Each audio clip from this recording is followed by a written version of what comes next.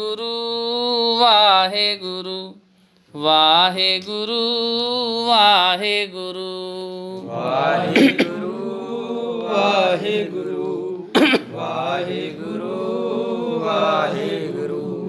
मृग mean purring पतंग कुंचर मृग मीन परिंग पतंग कुंचर मृग मीन परिंग पतंग कुंचर मृग मीन परिंग पतंग कुंचर। एक दोख विनाश एक दोख विनाश एक दोख विनाश एक दोख विनाश।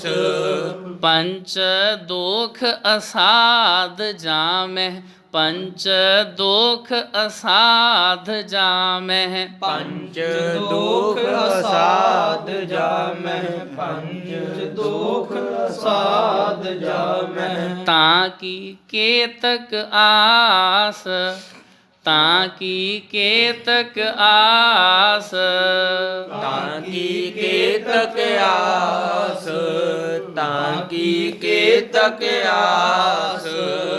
माधो अविद्या हित कीन माधो अविद्या हित कीन माधो अविद्या हित कीन माधो अविद्या हित कीन। विवेक दीप मलीन विवेक दीप मलीन विवेक दीप मलीन विवेक दीप मलीन। माधो अविद्या हित कीन माधो अविद्या हित कीन माधो अविद्या हित कीन माधो अविद्या हित कीन। विवेक दीप मलीन विवेक दीप मलीन विवेक दीप मलीन विवेक दीप मलीन। बोले सो निहाल वाहेगुरु जी का खालसा वाहेगुरु जी की फतेह। ਇਹ ਗੁਰੂ ਪਿਆਰਿਓ ਬਾਬਾ ਰਵਿਦਾਸ ਸਾਹਿਬ ਜੀ ਦਾ ਉਚਾਰਨ ਕੀਤਾ ਹੋਇਆ ਪਾਵਨ ਪਵਿੱਤਰ ਸ਼ਬਦ ਹੈ, ਕਿਉਂਕਿ ਬਾਬਾ ਰਵਿਦਾਸ ਸਾਹਿਬ ਜੀ ਦਾ ਜਨਮ ਦਿਹਾੜਾ ਮਨਾਇਆ ਜਾ ਰਿਹਾ ਹੈ 27 ਫਰਵਰੀ ਵਾਲੇ ਦਿਨ। ਤਾਂ ਕਰਕੇ ਆਪਾਂ ਉਹਨਾਂ ਦੀ ਜਿਹੜੀ ਬਾਣੀ ਹੈ ਉਹਦਾ ਇੱਕ ਸ਼ਬਦ ਪੜ੍ਹਦੇ ਹਾਂ। ਗੁਰਬਾਣੀ ਬਹੁਤ ਸਾਧ ਸੰਗਤ ਜੀ ਡੂੰਘੀ ਹੈ। ਜਿਵੇਂ ਅੱਜ ਆਪ ਸੰਗਤਾਂ ਨੂੰ ਭਾਈ ਗੁਰਮੁਖ ਸਿੰਘ ਗੁਰਾਂ ਨੇ ਇੱਕ ਸ਼ਬਦ ਸੁਣਾਇਆ। ਭੈਣ ਜੀ ਇੱਥੇ ਲਾਗੇ ਆ ਜਾਓ, ਚਾਹੇ ਤੁਹਾਨੂੰ ਜੇ ਆਵਾਜ਼ ਸੁਣਨ 'ਚ ਦਿੱਕਤ ਹੁੰਦੀ ਹੈ ਤਾਂ ਤੁਸੀਂ ਗੁਰਮੁਖ ਥੋੜ੍ਹਾ ਇੱਧਰ ਨੂੰ ਹੋ ਜਾਓ। ਜਿਵੇਂ ਆਪਾਂ ਅੱਜ ਇੱਕ ਸ਼ਬਦ ਸੁਣਿਆ ਵਾ, ਅਸੀਂ ਖੱਤੇ ਬਹੁਤ ਕਮਾਵਦੇ ਕਿਛ ਅੰਤ ਨਾ ਪਾਰਾਵਾਰ। ਇਹਦੇ ਵਿੱਚ ਜਿਹੜਾ ਹੁਣ ਸ਼ਬਦ ਆਇਆ ਨਾ ਜੀ, ਖੱਖਾ ਅਤੇ ਤੱਤੇ ਨੂੰ ਇੱਕ ਲਾਮ ਆ ਅਤੇ ਸ਼ਬਦ ਇੱਕੋ ਹੀ ਰਹਿਣਾ। ਗੁਰੂ ਗ੍ਰੰਥ ਸਾਹਿਬ 'ਚ ਇੱਦਾਂ ਲਿਖਿਆ ਜਾਣਾ ਵਾ, ਖੱਖਾ ਅਤੇ ਤੱਤੇ ਦੇ ਉੱਤੇ ਲਾਮ। ਜੇ ਅਸੀਂ ਕਹਿ ਦਿੱਤਾ ਨਾ ਅਸੀਂ ਖੱਤੇ ਬਹੁਤ ਕਮਾਵਦੇ, ਖੱਤੇ ਦਾ ਅਰਥ ਹੁੰਦਾ ਵਾ ਟੋਏ, ਉਹ ਕੋਈ ਤੁੱਕ ਨਹੀਂ ਬਣਦੀ। ਇਹ ਜਿੰਨਾ ਚਿਰ ਅਰਥ ਨਹੀਂ ਪੜਾਂਗੇ ਉਹਨਾਂ ਚਿਰ ਨਹੀਂ ਸਾਨੂੰ ਸਮਝ ਆਉਣੀ। ਖੱਤੇ ਦਾ ਅਰਥ ਟੋਏ, ਫਿਰ ਅਰਥ ਬਣਦੇਗਾ ਵੀ ਅਸੀਂ ਟੋਏ ਬਹੁਤ ਕਮਾਉਂਦੇ ਹਾਂ। ਉਹ ਤਾਂ ਕੋਈ ਗੱਲ ਹੀ ਨਾ ਬਣੀ ਕਿਹੜੇ ਟੋਏ ਅਸੀਂ ਕਮਾਉਂਦੇ। ਇੱਥੇ ਆਏਗਾ ਅਸੀਂ ਖਤੇ ਬਹੁਤ ਕਮਾਉਂਦੇ, ਹੁੰਦਾ ਨਹੀਂ ਖਤਾ ਕਰਨੀ ਗਲਤੀ ਕਰਨੀ ਹੈ ਨਾ। ਅਸੀਂ ਬਹੁਤ ਅਕਾਲ ਪੁਰਖ ਵਾਹਿਗੁਰੂ ਜੀ ਗਲਤੀਆਂ ਕਰਦੇ ਹਾਂ। ਅਤੇ ਗੁਰਬਾਣੀ ਦਾ ਨਾ ਇੱਕ ਇੱਕ ਸ਼ਬਦ ਦਾ ਉੱਥੇ ਧਿਆਨ ਰੱਖਣਾ ਪੈਂਦਾ ਵੀ ਇੱਥੇ ਜਿੱਦਾਂ ਜਨ ਸ਼ਬਦ ਆ ਜੱਜਾ ਅਤੇ ਨੰਨਾ ਜਨ। ਜੇ ਕਹਿ ਦਈਏ ਅਸੀਂ ਜੱਜਾ ਨੰਨਾ ਜਨ, ਇਹਦਾ ਅਰਥ ਹੁੰਦਾ ਵਾ ਸੇਵਕ। ਜੇ ਅਸੀਂ ਜਿੱਜੇ ਦੇ ਪੈਰ ਵਿੱਚ ਬਿੰਦੀ ਲਾ ਕੇ ਕਹੀਏ ਜਨ, ਫਿਰ ਇਹਦਾ ਅਰਥ ਬਣ ਜਾਂਦਾ ਵਾ ਔਰਤ, ਸਿਰਫ ਇੱਕ ਬਿੰਦੀ ਲਾਉਣ ਦੇ ਨਾਲ। ਇਹ ਗੁਰਬਾਣੀ ਜਿਹੜੀ ਇੰਨੀ ਸਾਧ ਸੰਗਤ ਜੀ ਡੂੰਘੀ ਹੈ, ਰਹੋ ਵਿਚਾਰ। ਇਹ ਜਿਹੜਾ ਸ਼ਬਦ ਆ ਬੜਾ ਮਹਾਨ ਸ਼ਬਦ ਆ। ਇਹਦੀ ਜਿਹੜੀ ਕਥਾ ਹੈ ਮੈਨੂੰ ਲੱਗਦਾ ਵੀ ਲਗਭਗ ਮੈਂ 2 ਦਿਨ ਕਰਦਾ ਰਿਹਾ ਹੋਵਾਂਗਾ ਜਦੋਂ ਮੈਂ ਗੁਰੂ ਗ੍ਰੰਥ ਸਾਹਿਬ ਜੀ ਦੀ ਸਾਰੀ ਕਥਾ ਕੀਤੀ ਸੀ। ਅਤੇ ਇਹਦੀ ਕਥਾ ਖਤਮ ਹੀ ਨਹੀਂ ਹੁੰਦੀ। ਇੰਨਾ ਇਹ ਬਾਬਾ ਰਵਿਦਾਸ ਜੀ ਨੇ ਇੰਨੀਆਂ ਉਦਾਹਰਨਾਂ ਦਿੱਤੀਆਂ ਨੇ। ਆਪਾਂ ਸੰਖੇਪ 'ਚ ਵਿਚਾਰਦੇ ਹਾਂ। ਮ੍ਰਿਗ ਮੀਨ ਭਰਿੰਗ ਪਤੰਗ ਕੁੰਚਰ ਏਕ ਦੋਖ ਵਿਨਾਸ਼।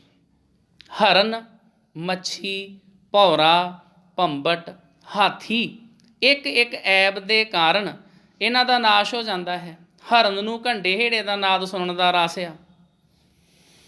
ਜਿਹੜਾ ਹਿਰਨ ਹੁੰਦਾ ਵਾ, ਵੇਖੋ ਕਿੰਨਾ ਉਹ ਤੇਜ਼, ਕਿੰਨਾ ਫਾਸਟ ਦੌੜਦਾ ਹਿਰਨ, ਪਰ ਤਾਂ ਵੀ ਸ਼ਿਕਾਰੀ ਉਹਨੂੰ ਫੜ ਲੈਂਦੇ ਆ। ਕਿਉਂ? ਕਿਉਂਕਿ ਉਹਦੇ ਵਿੱਚ ਇੱਕ ਰੋਗ ਆ ਸੁਣਨ ਦਾ। ਉਹ ਆਪਣੇ ਕੰਨਾਂ ਦਾ ਗੁਲਾਮ ਆ। ਉਹਨੂੰ ਘੰਡੇ ਹੇੜੇ ਦੀ, ਜਦੋਂ ਹਿਰਨ ਨੂੰ ਫੜਨਾ ਹੁੰਦਾ ਵਾ, ਉਹਨੂੰ ਘੰਡੇ ਹੇੜੇ ਦੀ ਆਵਾਜ਼ ਸੁਣਾਉਂਦੇ ਆ। ਘੰਡਾ ਹੇੜਾ ਕੀ ਹੁੰਦਾ? ਇੱਕ ਮਿੱਟੀ ਦਾ ਭਾਂਡਾ ਲੈ ਕੇ ਉਹਦੇ ਉੱਤੇ ਚਮੜਾ ਮੜ ਲੈਂਦੇ ਆ, ਜਿੱਦਾਂ ਨਗਾਰਾ ਜਾਂ ਢੋਲ ਘੋਰ ਚੀਜ਼ਾਂ ਬਣਦੀਆਂ ਇਸ ਤਰ੍ਹਾਂ, ਫਿਰ ਉਹਨੂੰ ਵਜਾਉਂਦੇ ਆ ਇੱਕ ਖਾਸ ਟੈਕਨੀਕ ਦੇ ਨਾਲ। ਹਿਰਨ ਨੂੰ ਉਹ ਆਵਾਜ਼ ਬਹੁਤ ਚੰਗੀ ਲੱਗਦੀ ਆ। ਹਿਰਨ ਉਸ ਆਵਾਜ਼ ਵੱਲ ਖਿੱਚਿਆ ਚੱਲਿਆ ਆਉਂਦਾ ਹੈ। ਅੱਗੇ ਸ਼ਿਕਾਰੀ ਨੇ ਰਾਹ 'ਚ ਜਾਲ ਲਾਇਆ ਹੁੰਦਾ ਵਾ, ਹਿਰਨ ਫੜਿਆ ਜਾਂਦਾ। ਹਿਰਨ ਇੱਕ ਕੰਨਾਂ ਦੇ ਰੋਗ ਦਾ ਕਰਕੇ ਫੜਿਆ ਗਿਆ। ਉਹਦੀ ਕਮਜ਼ੋਰੀ ਸੀ ਵੀ ਜਦੋਂ ਕਿਤੇ ਮਿਊਜ਼ਿਕ ਏਡਾ ਵਧੀਆ ਵੱਜਦਾ ਵਾ, ਉਧਰ ਨੂੰ ਤੁਰ ਪੈਂਦਾ ਉਹ। ਜਿਵੇਂ ਕਹਿੰਦੇ ਨੇ ਵੀ ਸੱਪ ਬੀਨ 'ਤੇ ਮਸਤ ਹੋ ਜਾਂਦਾ। ਸੱਪ ਕਿਹਦੇ ਕਾਬੂ 'ਚ ਆਵੇ? ਜਦੋਂ ਬੀਨ ਵਜਾਉਂਦੇ ਉਹ ਮਸਤ ਹੋ ਜਾਂਦਾ। ਜਿਹੜਾ ਹਿਰਨ ਆ ਉਹ ਘੰਡੇ ਹੇੜੇ ਦਾ ਕਰਕੇ ਫੜਿਆ ਜਾਂਦਾ ਵਾ। ਅੱਛਾ, ਫਿਰ ਮੀਨ ਨੂੰ ਜੀਭ ਦਾ ਚਸਕਾ ਵਾ। ਮੀਨ ਮਤਲਬ ਜਿਹੜੀ ਮੱਛੀ ਆ, ਉਹਨੂੰ ਜੀਭ ਦਾ ਚਸਕਾ। ਤਾਂ ਹੀ ਕਹਿੰਦੇ ਵੀ ਜਿਹੜੀ ਮੱਛੀ ਆ ਪੱਥਰ ਚੱਟ ਕੇ ਮੁੜਦੀ, ਉਹਦੀ ਆਦਤ ਆ ਸਮੁੰਦਰ ਵਿੱਚ, ਪਾਣੀ ਵਿੱਚ ਜਿਹੜੀ ਵੀ ਚੀਜ਼ ਸੁੱਟੋ ਉਹਨੂੰ ਉਹ ਖਾਣ ਵਾਸਤੇ ਦੌੜਦੀ ਆ। ਆ ਲੋਕੀ ਇੱਥੇ ਪ੍ਰਸ਼ਾਦ ਹੀ ਸੁੱਟਦੇ ਆ, ਸਰੋਵਰ 'ਚ ਮੱਛੀਆਂ ਉਸੇ ਵੇਲੇ ਇਕੱਠੀਆਂ ਹੋ ਜਾਂਦੀਆਂ। ਜਿਹੜੇ ਲੋਕੀ ਮੱਛੀਆਂ ਫੜਦੇ ਆ ਉਹ ਲੋਹੇ ਦੀ ਕੁੰਡੀ, ਮੈਂ ਦੇਖਿਆ ਛੋਟੇ ਬੱਚੇ ਜਦੋਂ ਪਿੰਡਾਂ 'ਚ ਛੱਪੜਾਂ 'ਚੋਂ ਮੱਛੀਆਂ ਫੜਦੇ ਹੁੰਦੇ ਸੀ, ਲੋਹੇ ਦੀ ਕੁੰਡੀ ਦੇ ਅੱਗੇ ਗੰਡੋਆ ਲੈ ਕੇ ਤੇ ਉਹਨੂੰ ਵਿੱਚ ਪਰੋ ਦਿੰਦੇ ਆ। ਜਦੋਂ ਉਹ ਸੁੱਟਦੇ ਆ ਪਾਣੀ 'ਚ ਤੇ ਵਿੱਚ ਧਾਗਾ ਲਮਕਾ ਛੱਡਦੇ ਆ। ਜਦੋਂ ਖਿੱਚ ਪੈਂਦੀ ਆ, ਪਤਾ ਲੱਗਦਾ ਵੀ ਮੱਛੀ ਆ ਗਈ, ਉਦੋਂ ਫਿਰ ਖਿੱਚ ਲੈਂਦੇ ਨੇ। ਮੱਛੀ ਕਿਉਂ ਫੜੀ ਜਾਂਦੀ ਆ? ਉਹ ਗੁਰੂ ਸਾਹਿਬ ਨੇ ਲਿਖਿਆ ਅੱਤ ਸਿਆਣੀ ਸੋਹਣੀ ਕਿਉਂ ਕੀਤੋ ਵੇਸਾ। ਵੀ ਵੇਖੋ ਕਿੰਨੀ ਉਹਦੇ 'ਤੇ ਚਮਕਿਆ, ਕਿੰਨੀ ਸੋਹਣੀ ਲੱਗਦੀ ਆ ਮੱਛੀ, ਪਰ ਉਹ ਫਸ ਕਿਉਂ ਜਾਂਦੀ ਆ? ਵਿਸ਼ਵਾਸ ਕਰਕੇ। ਉਹ ਹਰ ਇੱਕ ਚੀਜ਼ ਨੂੰ ਮੂੰਹ ਮਾਰਨਾ ਚਾਹੁੰਦੀ ਆ। ਅੱਤ ਸਿਆਣੀ ਸੋਹਣੀ ਕਿਉਂ ਕੀਤੋ ਵੇਸਾ, ਕੀਤੇ ਕਾਰਨ ਪਾਕੜੀ ਕਾਲ ਨਾ ਟਲੈ ਸਿਰਾ। ਭਾਈ ਰੇ ਇਉਂ ਸਿਰ ਜਾਣੋ ਕਾਲ, ਜਿਉਂ ਮੱਛੀ ਤਿਉਂ ਮਾਨਸਾ ਪੜੈ ਅਚਿੰਤਾ ਜਾਲ। ਇਸੇ ਤਰ੍ਹਾਂ ਅਸੀਂ ਫੜੇ ਜਾਂਦੇ ਹਾਂ। ਹਿਰਨ ਫੜਿਆ ਗਿਆ, ਉਹਦੀ ਕਮਜ਼ੋਰੀ ਸਨ ਉਹਦੇ ਕੰਨ। ਮੱਛੀ ਫੜੀ ਗਈ, ਉਹਦੀ ਕਮਜ਼ੋਰੀ ਸੀ ਉਹਦੀ ਜ਼ੁਬਾਨ, ਉਹਦੀ ਜੀਭ। ਤੇ ਫਿਰ ਭੌਰੇ ਨੂੰ ਫੁੱਲ ਸੁੰਘਣ ਦੀ ਬਾਣ ਆ। ਭੌਰਾ ਕਿਉਂ ਫੜਿਆ ਜਾਂਦਾ? ਉਹਦੀ ਕਮਜ਼ੋਰੀ ਉਹਦਾ ਨੱਕ ਆ। ਉਹਨੂੰ ਫੁੱਲ ਦੇ ਵਿੱਚੋਂ ਆਉਣ ਵਾਲੀ ਸੁਗੰਧੀ ਬੜੀ ਚੰਗੀ ਲੱਗਦੀ ਆ।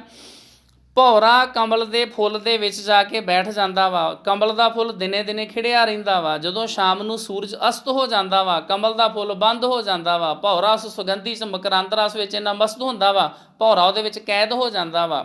ਜਦੋਂ ਸਵੇਰੇ ਗਾਂਧੀ ਆਉਂਦੇ ਨੇ, ਗੰਧ, ਇਤਰ, ਫੁਲੈਲ, ਸੈਂਟ, ਪਰਫਿਊਮ ਬਣਾਉਣ ਵਾਲੇ ਲੋਕੀ, ਉਹ ਫੁੱਲ ਤੋੜ ਕੇ ਲੈ ਜਾਂਦੇ ਨੇ।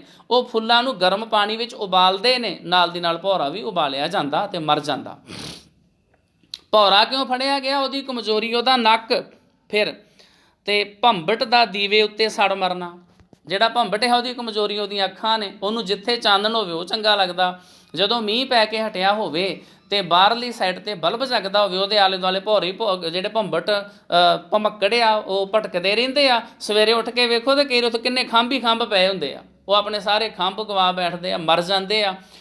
ਜਿਹੜੇ ਭੰਬਟ ਨੇ, ਜਿਹੜੇ ਕੀ ਮੈਂ ਬੋਲਿਆ ਸ਼ਬਦ, ਭੰਬਟ ਕੀ ਕਹਿੰਦੇ ਉਹਨੂੰ, ਭਮੱਕੜ, ਉਹ ਕੀ ਆ? ਉਹਨਾਂ ਨੂੰ ਅੱਖਾਂ ਦਾ ਰੋਗ ਆ, ਉਹ ਵੇਖਣ 'ਤੇ ਮਰ ਜਾਂਦੇ ਨੇ। ਫਿਰ ਅੱਗੇ ਬਾਬਾ ਰਵਿਦਾਸ ਜੀ ਸਮਝਾਉਂਦੇ ਨੇ, ਅੱਖਾਂ ਨਾਲ ਵੇਖਣ ਦਾ ਚਸਕਾ ਹਾਥੀ ਨੂੰ ਕਾਮ ਵਾਸਨਾ ਦੇ ਅਧੀਨ ਉਹ ਮਾਰਿਆ ਜਾਂਦਾ। ਹਾਥੀ ਕਿੰਨਾ ਬਲ ਵਾਲਾ ਜਾਨਵਰ ਆ, ਉਹਨੂੰ ਕਾਬੂ ਕਰਨਾ ਕਿਤੇ ਸੌਖੀ ਜੀ ਗੱਲ ਆ।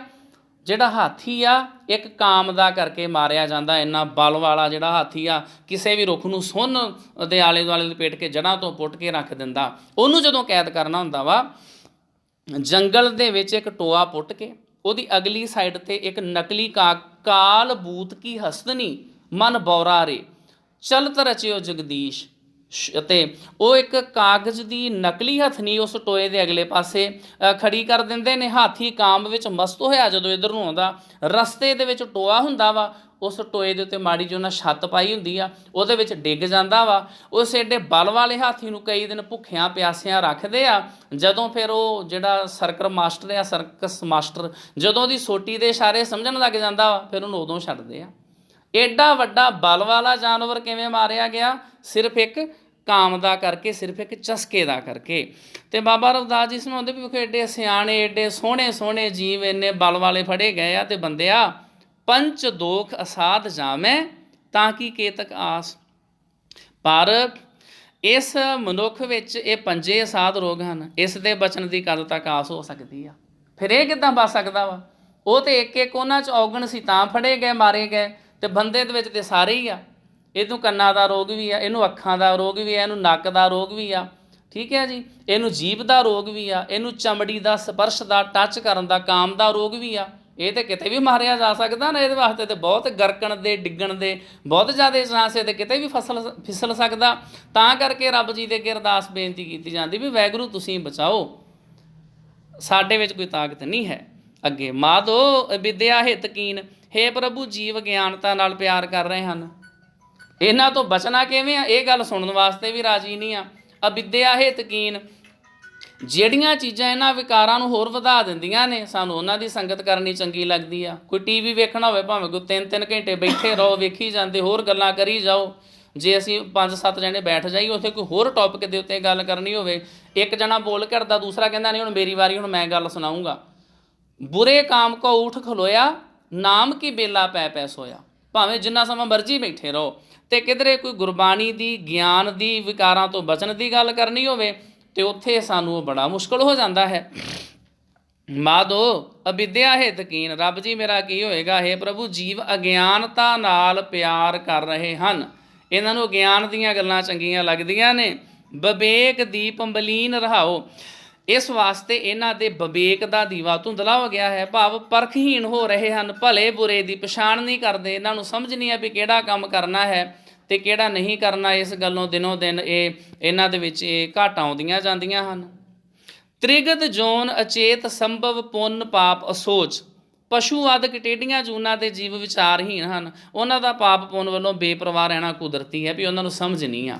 ਉਹਨਾਂ ਵਿਚਾਰਿਆਂ ਨੂੰ ਤਾਂ ਪਤਾ ਨਹੀਂ ਆ, ਉਹਨਾਂ ਦਾ ਦਿਮਾਗ ਦਾ ਇੰਨਾ ਜ਼ਿਆਦਾ ਵਿਕਾਸ ਨਹੀਂ ਹੋਇਆ।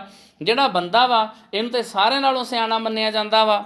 ਅਵਰ ਜੋਨ ਤੇਰੀ ਪਨਿਹਾਰੀ, ਬਾਕੀ ਸਾਰੀਆਂ ਜੂਨਾਂ ਇਹਦੀਆਂ ਪਾਣੀ ਭਰਨ ਵਾਲੀਆਂ ਵਾ। ਇਸ ਧਰਤੀ ਮੈਂ ਤੇਰੀ ਸਿਕਦਾਰੀ, ਬੰਦਾ ਸਾਰਿਆਂ ਦਾ ਸਰਦਾਰ ਆ। ਜੇ ਕੋਈ ਬੰਦਾ ਅਣਭੋਲ ਹੀ ਕੋਈ ਬੱਚਾ ਗਲਤੀ ਕਰੇ, ਉਹਨੂੰ ਬਖਸ਼ ਦਿੰਦੇ ਵੀ ਇਹਦੇ ਨਿਆਣਾ, ਇਹਨੂੰ ਵਿਚਾਰੇ ਨੂੰ ਕੀ ਪਤਾ ਵਾ। ਪਰ ਜਦੋਂ ਕੋਈ ਸਿਆਣਾ ਪੜ੍ਹਿਆ ਲਿਖਿਆ ਬੰਦਾ ਗਲਤੀ ਕਰੇ, ਉਹਨੂੰ ਨਹੀਂ ਬਖਸ਼ਿਆ ਜਾਂਦਾ, ਉਹਨੂੰ ਕਿਤੇ ਨਹੀਂ ਛੱਡਿਆ ਜਾਂਦਾ। ਜਿਹੜੇ ਬੱਚੇ ਨੇ ਜਦੋਂ ਆਪਣੀ ਕਾਪੀ ਦੇ ਉੱਤੇ ਪੈਨਸਲ ਦੇ ਨਾਲ ਲਿਖਦੇ ਨੇ, ਉਹ ਤਾਂ ਰੇਜ਼ਰ ਨਾਲ ਮਿਟਾ ਦਈਦੇ ਆ। ਪਰ ਜਦੋਂ ਅਸੀਂ ਪੈਨ ਦੇ ਨਾਲ ਲਿਖਣ ਲੱਗ ਜਾਈਏ, ਫਿਰ ਮਿਟਾਉਣਾ ਮੁਸ਼ਕਿਲ ਹੋ ਜਾਂਦਾ। ਬੇਸ਼ੱਕ ਉੱਤੇ ਉਹ ਵਾਈਟ ਜਿਹੜੀ ਇੰਕਿਆਂ ਲਗਾ ਕੇ ਮਿਟਾਉਣ ਦੀ ਕੋਸ਼ਿਸ਼ ਕਰਦੇ, ਪਰ ਉਹ ਗੱਲ ਨਹੀਂ ਬਣਦੀ। ਭਾਵ ਪੜ੍ਹਿਆ ਲਿਖਿਆ ਸਿਆਣਾ ਬੰਦਾ, ਇਹਦਾ ਛੁਟਕਾਰਾ ਨਹੀਂ ਹੈਗਾ। ਉਹ ਜਿਹੜੀਆਂ ਮੱਛੀਆਂ ਤੇ ਬਾਕੀ ਸਾਰੇ ਆਪਾਂ ਜਾਨਵਰ ਗਿਣੇ ਆ, ਉਹ ਤੇ ਵਿਚਾਰਿਆਂ ਨੂੰ ਪਤਾ ਹੀ ਨਹੀਂ ਹੈ, ਤਾਂ ਫਸ ਜਾਂਦੇ ਆ। ਤੇ ਬੰਦਿਆ ਤੈਨੂੰ ਤੇ ਸਭ ਕੁਝ ਪਤਾ ਵਾ। ਤੇ ਕਾਹੇ ਕੀ ਕੁਸ਼ਲਾਤ ਹਾਥ ਦੀਪ ਕੂਏ ਪਰੇ, ਇਹ ਸਾਰੇ ਕੰਮ ਕਰਕੇ, ਵਿਕਾਰ ਕਰਕੇ, ਭੈੜੇ ਕੰਮ ਕਰਕੇ, ਫਿਰ ਕਹਿੰਦਾ ਨਹੀਂ ਜੀ ਮੈਨੂੰ ਤੇ ਪਤਾ ਹੀ ਨਹੀਂ ਲੱਗਾ ਜੀ, ਉਹ ਜਿਵੇਂ ਰੱਬ ਜੀ ਨੇ ਕਰਾ ਦਿੱਤਾ। ਇਸ ਤਰ੍ਹਾਂ ਕਹਿ ਕੇ ਛੁਟਕਾਰਾ ਨਹੀਂ ਹੋਣਾ। ਰੱਬ ਜੀ ਨੇ ਤੈਨੂੰ ਚਾਨਣ ਦਿੱਤਾ, ਦੀਵਾ ਦਿੱਤਾ, ਟਾਰਚ ਦਿੱਤੀ ਆ। ਚਾਨਣ ਹੁੰਦਿਆਂ ਹੋਇਆਂ ਖੂਹ 'ਚ ਡਿੱਗ ਜਾਵੇਂਗਾ ਨਾ, ਤੇ ਤੂੰ ਕਿਸੇ ਨੂੰ ਦੋਸ਼ ਨਹੀਂ ਦੇ ਸਕਦਾ। ਦੱਦਾ ਦੋਸ਼ ਨਾ ਦੇਊ ਕਿਸੇ, ਦੋਸ਼ ਕਰਮਾਂ ਆਪਣਿਆਂ, ਜੋ ਮੈਂ ਕੀਆ ਸੋ ਮੈਂ ਪਾਇਆ, ਦੋਸ਼ ਨਾ ਦੀਜੇ ਅਵਰ ਜਣਾ। ਜੋ ਕੁਝ ਸਾਡੇ ਨਾਲ ਹੋ ਰਿਹਾ, ਉਹਦੇ ਜ਼ਿੰਮੇਵਾਰ ਅਸੀਂ ਖੁਦ ਹਾਂ। ਅਸੀਂ ਉੱਥੇ ਰੱਬ ਦਾ ਨਾਮ ਨਹੀਂ ਲਾ ਸਕਦੇ। ਉਹ ਜੀ ਰੱਬ ਨੇ ਇਸ ਤਰ੍ਹਾਂ ਕਰ ਦਿੱਤਾ ਜੀ, ਅਸੀਂ ਤਾਂ ਬੜੇ ਵਧੀਆ ਜਾ ਰਹੇ ਸਾਂ, ਉਹ ਪਤਾ ਨਹੀਂ ਐਕਸੀਡੈਂਟ ਕਿੱਦਾਂ ਹੋ ਗਿਆ। ਤੁਸੀਂ ਓਵਰ ਸਪੀਡ ਜਾਂਦੇ ਹੋਵੋਗੇ, ਤੁਹਾਡੀ ਡੈਥ ਹੋ ਗਈ ਆ, ਤੁਸੀਂ ਸੀਟ ਬੈਲਟ ਨਹੀਂ ਲਾਈ ਹੋਣੀ।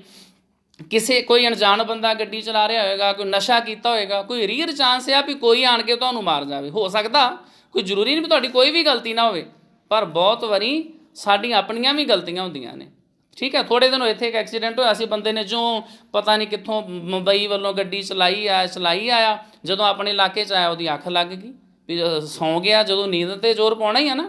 ਬਹੁਤ ਵਾਰੀ ਸਾਡੀਆਂ ਆਪਣੀਆਂ ਗਲਤੀਆਂ ਹੁੰਦੀਆਂ ਨੇ, ਤਾਂ ਕਰਕੇ ਉਹਨਾਂ ਪਸ਼ੂਆਂ ਟੇਢੀਆਂ ਜੂਨਾਂ ਦੇ ਜਿਹੜੇ ਜੀਵ ਉਹ ਵਿਚਾਰਹੀਣ ਆ, ਉਹਨਾਂ ਨੂੰ ਬਖਸ਼ਿਆ ਜਾ ਸਕਦਾ ਵਾ। ਤੈਨੂੰ ਕਿਸੇ ਨੇ ਨਹੀਂ ਬਖਸ਼ਣਾ।